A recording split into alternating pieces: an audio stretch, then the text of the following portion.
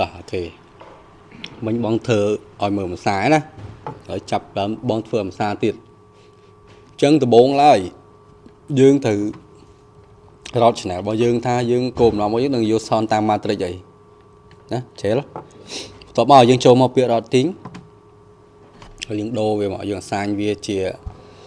matrix sound matrix ចឹងយើងរើស15ឥឡូវនេះយើងដោតលេខ15 16ចូលមកលេខ matrix អូខេ15អញ្ចឹងបងយក matrix 1 16 matrix 2 អូខេ14មួយទៀត matrix 3ហ្នឹងហើយតែប៉ុណ្្នឹងណាយើងគោលបំណងរបស់យើងគឺយើងយកសនតាម matrix អញ្ចឹងយើងយកតែប៉ុណ្្នឹងទេយើងចេញមក home វិញមកអូខេតោះមកយើងឡើង channel របស់យើង 3ចឹងបន្ទាប់មក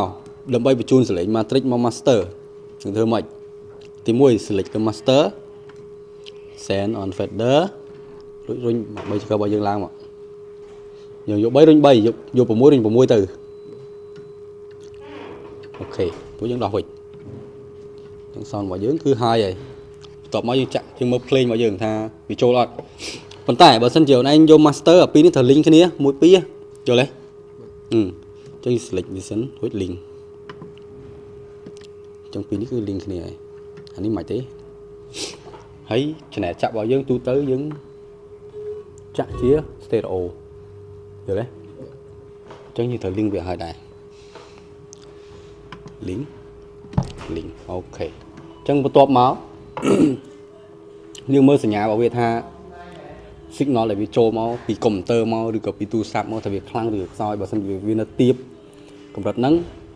យើងចុចមកមើលយើងនៅលើ home នេះយើងវាមានពាក្យ config មួយ home config មាន get មាន dynamic មាន issue មាន send មាន man អញ្ចឹងទៅក៏ប៉ុន្តែយើងយកពាក្យថា config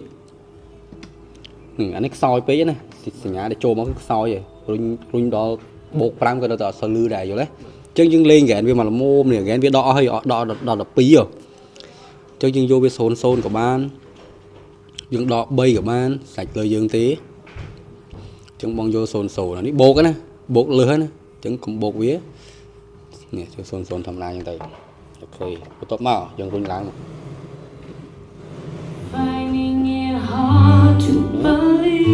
សោនយើងលឺហើយតែប៉ុណ្្នឹងទេអាហ្នឹងរបៀបយកសោនតាម matrix គឺក៏ប៉ុណ្្នឹងដំបូងហ្មងបន្ទាប់មកបើចង់បញ្ជូនសលេងទៅលើ monitor បើចង់បញ្ជូនសលេងទៅលើ monitor ដែលទៅ select លើ bus ពី1ដល់8 mixer ឯងមានតែ8 output ទេអញ្ចឹង1 2ហ្នឹងជា monitor ត្រូវអត់វាយើងឡើងវាហើយបន្ទាប់មកដើម្បីបានសលេងមកលើ monitor ត្រូវធ្វើម៉េចចុច send យើងត្រូវតែ send វាអញ្ចឹងអត់ send អត់មកទេយើងចុច select លើវាមួយសិន1រួច send on fader ឲ្យវាលុបលុបផ្លេតចឹងមករួចចាំរុញក្រោយយើងឡើង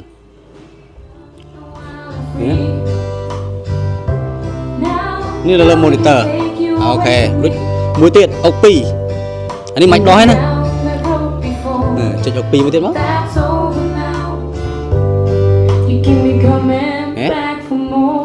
ស្មើគ្នាចាំយើងដោះនេះវិញអូខេប៉ុន្តែយើងនៅគេមួយទៀត pre ហើយនឹង post រួចយើង select លើនេះយើងដើម្បីយកពាក្យ post fader ចុចលើវារួចចុចមកពាក្យ send ចុចលើនេះ1 2 3 4 5អូខេបន្ទាប់មកយើងមួលវាមកគឺឃើញមកជួនកាលវានៅលើខាងនេះជួនកាលវានៅឃើញចេះអញ្ចឹងមកចង់ចូលដល់កន្លែងហ្នឹងចុចអាក្រោមនេះឃើញរួចមួលវាមកអញ្ចឹងវាបដូរជា pre ទៅជា post fader វិញហើយ channel ចាក់ហ្នឹងណាអូខេចុចយើងរុញលឺយ